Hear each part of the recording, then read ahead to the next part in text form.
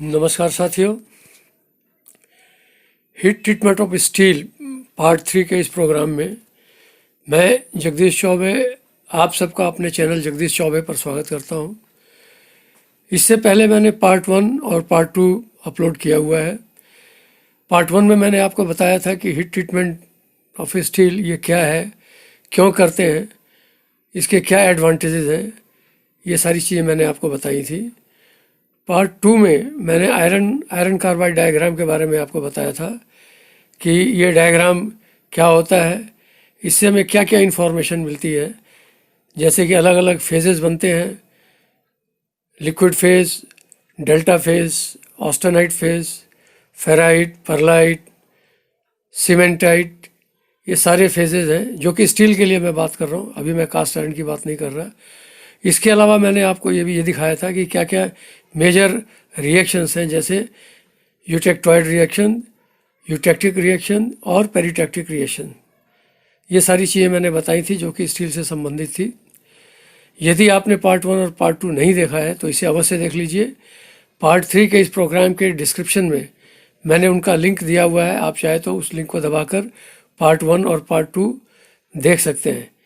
जब तक आप पार्ट 1 और पार्ट 2 नहीं देखेंगे, पार्ट 3 को समझना थोड़ा मुश्किल होगा, इसीलिए उसका देखना आपको बहुत ज़रूरी है। इसको पार्ट 3 भी देखिए, खुद देखिए, दूसरों को दिखाइए, शेयर कीजिए, ताकि सब लोग उसका लाभ उठा सकें। तो ये प्रोग्राम शुरू करता हूँ मैं। देखिए, इस प्रोग्राम में एजेंडा क्या है हमारा, कवरेज क्या हम करेंगे। Description of T curves and C curves, making of TTT and CCT diagrams, importance of TTT and CCT diagrams and comparison between TTT and CCT curve। यानी TTT कर्व और CCT diagram ये क्या होता है, TTT और CCT diagram कैसे बनाते हैं, इसकी क्या इम्पोर्टेंस है इन दोनों TTT और CCT डायग्राम्स की, और इनका आपस में हमने कंपैरिजन भी आपको दिखाया हुआ है। तो चलिए इसको मैं शुरू करता हूँ आगे। ये देखिए, ये टी डायग्राम है। पहले मैं इस डायग्राम के बारे में आपको बता दूं। यहाँ आप देख रहे हैं टेम्परेचर वाई एक्सिस पे दिया हुआ डिग्री सेंटीग्रेड में, और टाइम जो है वो सेकंड्स में दिया हुआ है एक्स एक्सिस पे। इसके अलावा आपको ये कुछ लाइनें दिख रही होंगी, एक ब्लू लाइन है, ब्लैक लाइन है, एरोज दिख रहे हैं आपको, और एक रेड लाइन है, ठीक है, और एक येलो लाइन है। ये 4 तरह की लाइनें आपको दिख रही होंगी इसमें। ये डिफरेंट कूलिंग रेट्स के ऊपर है। आप इसमें ये भी देख रहे हैं कि ऑस्टेनाइट जो पीले बैकग्राउंड में डाला हुआ है, परलाइट, ऑस्टेनाइट टू परलाइट, और ऑस्टेनाइट टू बेनाइट, और ऑस्टेनाइट टू मार्टनसाइट सबसे नीचे लिखा हुआ है।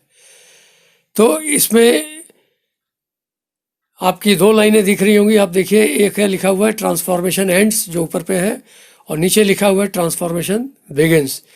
मीन्स ये 2 लाइनों के बीच में ट्रांसफॉर्मेशन पहले बिगिन शुरू होता है इस लाइन पर, और उसके बाद वो ख़त्म होता है ट्रांसफॉर्मेशन एंड लाइन पर।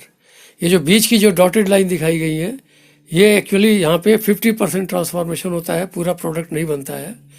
तो ये इस डायग्राम का डिस्क्रिप्शन हो गया एक तरह से। अब मैं आपको ये बताऊँ कि ये डायग्राम बनता कैसे। इसके लिए आप, जैसे हमने कई एग्जाम्पल्स ले लिए स्टील के। ये जो डायग्राम मैं दिखा रहा हूँ 0.8% कार्बन स्टील का है, जिसे हम यूटेक्टाइड स्टील भी कहते हैं। और इसके लिए हम कई एग्जाम्पल्स तैयार कर लेते हैं एक साइज़ के, और उसको ये जो रेड डॉटेड लाइन दिखाया हुआ यूटेक्टिव टेम्परेचर लिखा हुआ है, इसके थोड़ा सा ऊपर इसको करीब करीब 740-750 के आसपास इसको हीट करके, इसको मेंटेन करके, और फिर उसको हम इमीडिएटली कूल करते हैं एक सॉल्ट बाथ टेम्परेचर में। जैसे कि मैंने ये आपको आसमानी रंग में दिखाया हुआ है, अप्रॉक्सीमेटली 650 के आसपास हम उसको ले आते हैं टेम्परेचर, और इस टेम्परेचर पे उसको हम लगातार ठंडा करते हैं, ठीक है। तो ये आपने देखा होगा कि यहाँ से फिर जो परलाइट स्टार्ट हो जाता है, जहाँ पे ट्रांसफॉर्मेशन बिगिनस है, और ट्रांसफॉर्मेशन एंड जहाँ पे होता है वहाँ पे ट्रांसफॉर्मेशन बनना ख़त्म हो जाता है। इसी तरह से दूसरी लाइन आप देख रहे होंगे जो कि काली लाइन में है। इसमें भी देखिए करीब करीब 500 से थोड़ा सा ऊपर है। इस टेम्परेचर पे हमने उस सॉल्ट बाथ को मेंटेन किया हुआ है, और उसमें हम उसको कूल करते हैं, सीधे वहाँ पे ड्रॉप करते हैं, और फिर इस टेम्परेचर पे होल्ड करते हैं, फिक्स टेम्परेचर पे हम होल्ड करते हैं, तो ये परलाइट का बनना शुरू हो जाता है और एंड में आपका परलाइट जहाँ पे ट्रांसफॉर्मेशन एंड्स है यहाँ पे बनना इसका ख़त्म हो जाता है। इसके अलावा एक तीसरी लाइन है जो आप देख रहे हैं, पीली लाइन है, और इस लाइन में हम यहाँ तक इसको कूल करते हैं अप टू अराउंड 480 आप कर लीजिए, और 480 के बाद इसको इस पे मेंटेन करते हैं। जो हर साल भर का टेम्परेचर है वो 480 पे मेंटेन रहता है, और इसको कूल करते हैं, और ठीक इसी तरह इसका भी ट्रांसफॉर्मेशन शुरू होता है और एंड होता है। और उसके बाद चौथी लाइन जो आप रेड लाइन देख रहे हैं, इसमें हमने ये देखा है कि हम इसको सीधा क्वेंच करते हैं एकदम विदाउट एनी फिक्स टेम्परेचर, और इसमें आपने देखा होगा कि इसमें मार्टेनसाइट बनता है, MS के हिसाब से दिखते हैं। तो ये अलग अलग कूलिंग रेट पे जो आपको मैंने दिखाया, अलग अलग लाइंस के हिसाब से एरो लाइन जो दिख रही हैं, अलग अलग प्रोडक्ट बनते हैं। पहली लाइन पे आपका कोर्स परलाइट बनता है, दूसरी लाइन पे आपका फाइन परलाइट बनता है, तीसरी पे अपर बेनाइट, चौथी पे लोअर बेनाइट, और पांचवी जो अंतिम लाइन है उस पर आप देखिए मार्टेनसाइट बनता है। अब ये परलाइट ऑस्टेनाइट से परलाइट का बनना या ऑस्टेनाइट से बेनाइट का बनना कैसे बनता है, इसमें एक प्रक्रिया इन्वॉल्व होती है जिसको हम कहते हैं, पहला जो पॉइंट बोला जाता है इनक्यूबेशन पीरियड, दूसरा पॉइंट हम बोलते हैं कि न्यूक्लिएशन, और तीसरा पॉइंट है ग्रेन ग्रोथ। ये 3 टर्म्स हम यूज़ करते हैं, आपने सुना होगा। मैं इसको थोड़ा सिंपल भाषा में आपको एक्सप्लेन कर दूं कि ये इंक्यूबेशन पीरियड क्या होता है, न्यूक्लिएशन क्या होता है, और ग्रेन ग्रोथ क्या होता है। इसको आप एग्जांपल ले लीजिए, जैसे आपके पास कोई भी व्हीकल हो, चाहे वो कार है, स्कूटर है, साइकिल है इवन, और उस पर आप देखें उसका जो मडगार्ड वाला एरिया, सीट मेटल वाला एरिया है जो कि पेंटेड होता है, एक टाइम के बाद जब आप लेते हैं उसके बाद साल, 2 साल, 3 साल डिपेंडिंग अपॉन पेंट क्वालिटी, वो कहीं ना कहीं से रस्ट उसमें पकड़ना शुरू हो जाता है।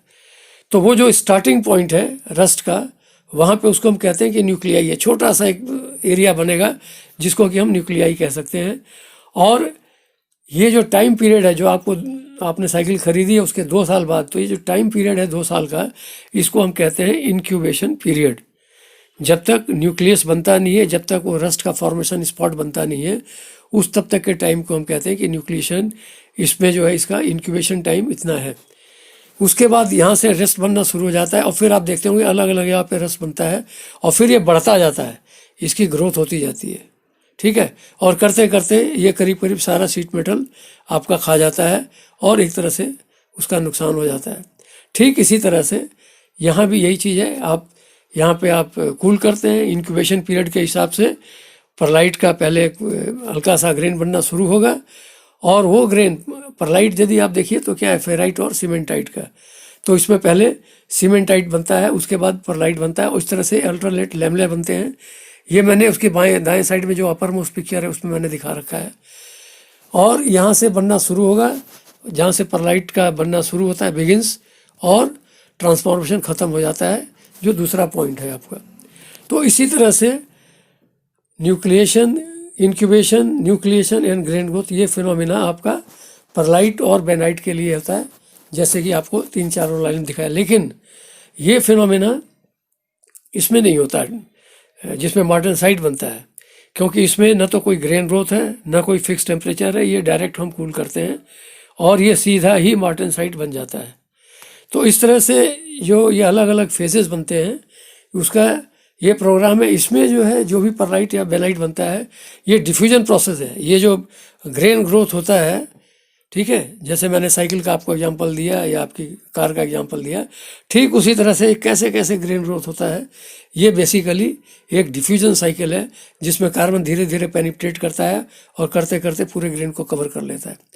तो ये डिफ्यूजन प्रोसेस है। लेकिन मार्टेनसाइट जो बनता है ये डिफ्यूजन नहीं है, ये डायरेक्ट कॉन्ट्रैक्ट होता है। जो ऑस्टेनाइट है ये सीधा body central tetragonal BCT structure बोलते हैं इसको, इसमें कन्वर्ट हो जाता है। इस डायग्राम को देखते हुए इसे हम TTT curve, time temperature transformation, जैसे मैंने आपको बताया, या इसको हम 3TV कहते हैं। उसके अलावा हम इसको ट्रिपल TV कहते हैं। इसकी शेप को देखते हुए हम इसे S कर्व भी कहते हैं और C कर्व भी कहते हैं। इस डायग्राम का एक इम्पॉर्टेंट पॉइंट है जिसको हम कहते हैं कि परलाइट नोज। जो आप देख रहे होंगे कि जो 500 के आसपास का जो एरिया है, जो डॉटेड लाइन से दिखाया गया है, वो परलाइट नोज कहलाता है। यदि उससे आप फास्ट कूल करते हैं तो सीधा मार्टेनसाइट बनेगा। अदरवाइज ये अलग अलग प्रोडक्ट बनते हैं, चाहे वो कोर्स परलाइट बने, फाइन परलाइट बने, अपर बेनाइट बने या लोअर बेनाइट बने। कोर्स परलाइट, फाइन परलाइट पता चल जाता है। कोर्स परलाइट में लैमिलेस बड़ी स्पेसिंग बहुत ज़्यादा होती है, फाइन परलाइट में लैमिलेस की स्पेसिंग बहुत कम होती है। जो फेराइट और परलाइट की जो सीमेंटाइट की जो लाइंस होती है बहुत क्लोज होती हैं। इसी तरह से बेनाइट में भी दो स्ट्रक्चर होता है, एक अपर बेनाइट और एक लोअर बेनाइट। अपर बेनाइट स्लाइटली फेदरी स्ट्रक्चर होता है, जबकि लोअर बेनाइट एसिकुलर टाइप का होता है, काफ़ी कुछ मार्टेनसाइट से मिलता जुलता है। ये मेरी फ़ोटो यहाँ पे आ रही है, मैं थोड़ा सा इसको स्लाइड कर देता हूँ आपको देखने के लिए। ठीक है, अब यहाँ पे मैं दिखा देता हूँ। और ये देखिए, ये मार्टेनसाइट लास्ट में जो दिखा रहा है ये मार्टेनसाइट है, जिसमें टोटली एसिकुलर स्ट्रक्चर होता है। तो इस तरह से ये इस डायग्राम का एक तरह से टोटल कवरेज हो गया।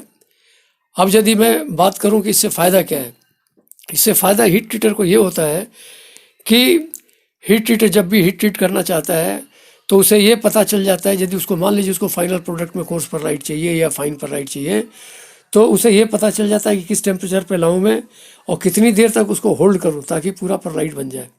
ठीक है, या पूरा बेनाइट बन जाए, या लोअर बेनाइट या अपर बेनाइट। तो इस तरह करके डिपेंडिंग अपॉन कार्बन कंटेंट। और मैं एक बात बताऊं कि ये मैंने आपको 0.8% कार्बन स्टील का दिखाया हुआ है।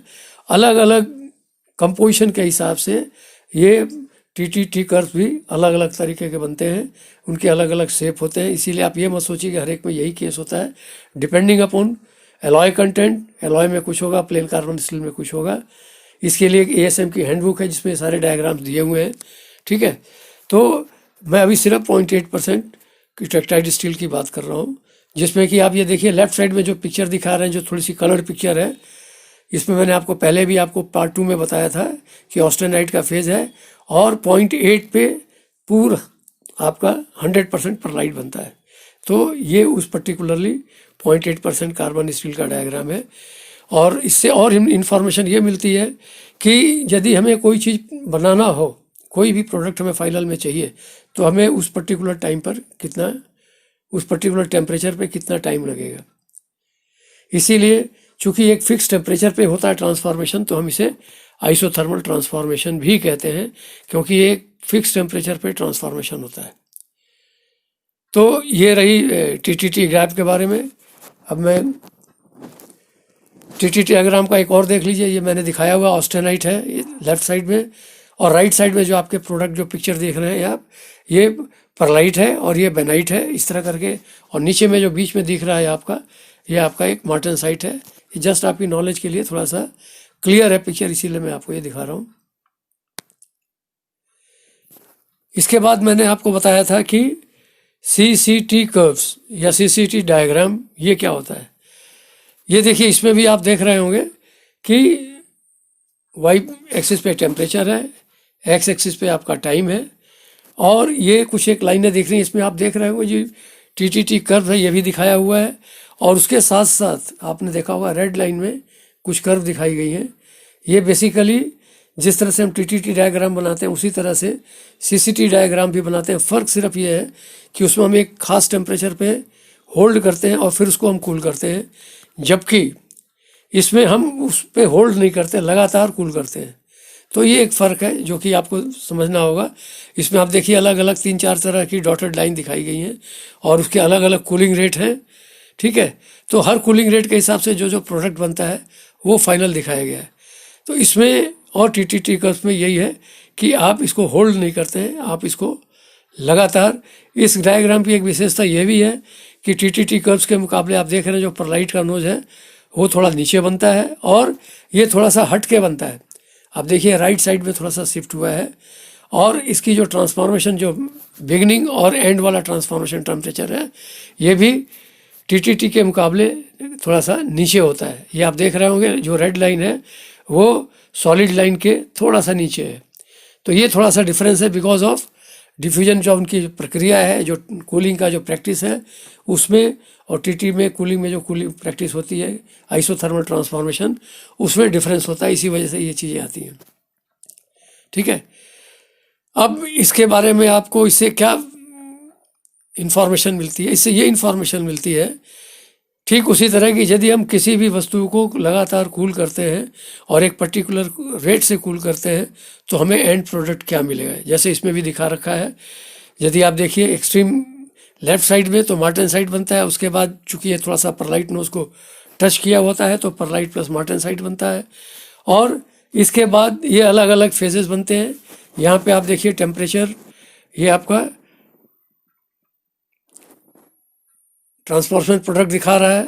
यहाँ भी आपको फाइन परलाइट जो है ये बनता है, एक तरह से फाइन परलाइट बनता है। अलग अलग एरियाज है, बेनाइट भी बन सकता है, डिपेंड करता है कि आप कैसे इसको कूल करते हैं। ठीक है, अब इसमें देखिए एक हीट ट्रीटर को क्या फ़ायदा है।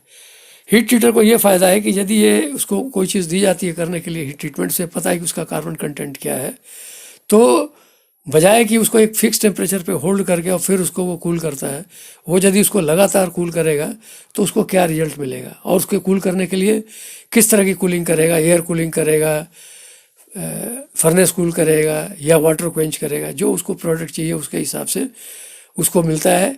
और ये आपको डायरेक्ट कन्वर्स हो जाता है, इसमें कोई फिक्स टेम्परेचर वाली बात नहीं होती है।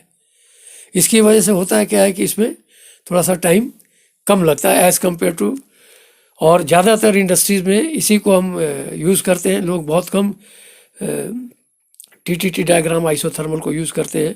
उसका एक एग्जांपल दूं मैं कि मान लीजिए कोई बड़ी शाफ्ट है, उसको यदि आप आइसोथर्मली ट्रीट करते हैं तो पहले आप तो उसको हीट कीजिए, उसको सोक कीजिए, उसमें टाइम लग जाएगा।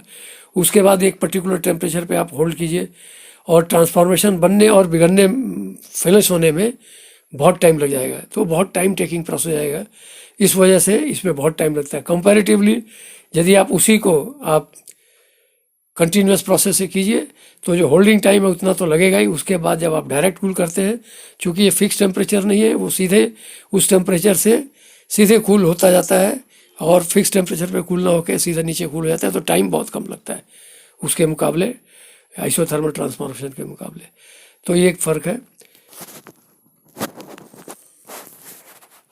ये मैंने एक आपको दिखाया है comparison between TTT and CCT curve. देखिए टीटीटी कर्व में क्या था, टाइम टेम्परेचर ट्रांसफॉर्मेशन डायग्राम है, और इसको हम कंटिन्यूअस कूलिंग ट्रांसफॉर्मेशन डायग्राम बोलते हैं। पहला point, transformation as a function of time at a constant temperature. एक कांस्टेंट टेम्परेचर पे ये ट्रांसफॉर्मेशन होता है, जबकि यहाँ पे जो ट्रांसफॉर्मेशन है ये चेंजिंग, टेम्परेचर चेंज होता रहता है, ट्रांसफॉर्मेशन होता रहता है। तो ये फ़र्क है दोनों में, एक फिक्स टेम्परेचर पे होता है, एक कंटिन्यूअस टेम्परेचर पे होता है। उसके अलावा it indicates amount of transformation at a constant temperature. जैसा कि मैंने आपको पहले भी दिखाया था टीटीटी कर्व में, 100% ट्रांसफॉर्मेशन के लिए उसको कितना टाइम चाहिए हमें पता चल जाता है। यदि आप उसकी डॉटेड लाइन के बीच में कीजिएगा तो 50%। तो इससे आपको ये पता चल जाता है कि कितना ट्रांसफॉर्मेशन होता है एक पर्टिकुलर टेम्परेचर पर यदि हम उसको कूल करते हैं। और इसमें हमें ये पता चलता है कि it indicates extent of transformation, किस हद तक ट्रांसफॉर्मेशन होता है जब आप उसको एक पर्टिकुलर कूलिंग रेट से उसको कूल करते हैं। तो इसमें फिक्स नहीं होगा, एक पर्टिकुलर एक्सटेंट ऑफ ट्रांसफॉर्मेशन होगा। बनेगा वो कितनी देर में बनेगा, क्या बनेगा, ये अलग से चीज़ है कंपेयर टू टीटीटी का, लेकिन उसके मुकाबले फास्ट बनता है। Generally not in practice in industry, ज़्यादातर इसको इंडस्ट्री में हम प्रैक्टिस नहीं करते हैं क्योंकि बहुत टाइम टेकिंग और बहुत कंज्यूमिंग है, और इसको है generally practice in most of the industry में ज़्यादातर इसी को ही प्रैक्टिस किया जाता है। चौथा पॉइंट है, टाइम कंज्यूमिंग है एंड हाई एनर्जी रिक्वायरमेंट है इस केस में, पर्टिकुलरली फॉर लार्जर जॉब्स यदि आप करते हैं तो टीटीटी का उसमें, जबकि इसमें आपको it is very cost effective and due to less time and energy requirement even for the larger objects. तो ये इसके फ़ायदे हैं। आपने कंपैरिजन देखा between TTT and CCT diagrams. ठीक है, उम्मीद है कि ये आपको टीटीटी डायग्राम्स और सीसीटी डायग्राम के बारे में अच्छी जानकारी मिल गई होगी। जो आपके मन में क्वेश्चंस होंगे उसके आंसर्स आपको मिल गए होंगे, और मैं उम्मीद करता हूँ कि आपने इसे पसंद किया होगा।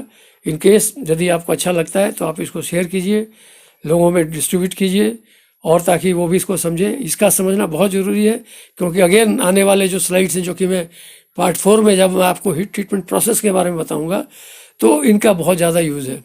इसीलिए ये टीटीटी और सीसीटी कर्व्स का समझना बहुत ज़रूरी है।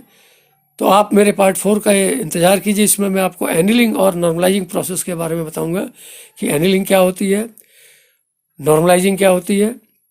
ठीक है, तो मैं इस प्रोग्राम को अब यहीं एंड करता हूँ। उम्मीद करता हूँ कि आपको अच्छा लगेगा।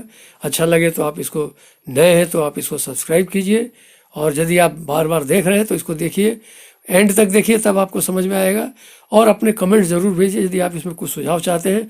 लास्ट टाइम मुझे किसी ने सुझाव बताया था, तो इस बार मैंने, यदि आपने देखा होगा, वो आयरन कार्बन डायग्राम का मैंने छोटा सा पार्ट दिखाया है।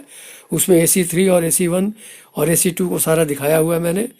ठीक है, तो इस तरह से यदि आपके सुझाव आते रहेंगे तो उसके बारे में मैं आपको बताता रहूँगा। तो उम्मीद करता हूँ कि अ, आपको ठीक लगा, आपने देखा, आपने इतना टाइम दिया, इसके लिए आपका बहुत बहुत धन्यवाद। Thank you very much. Thanks.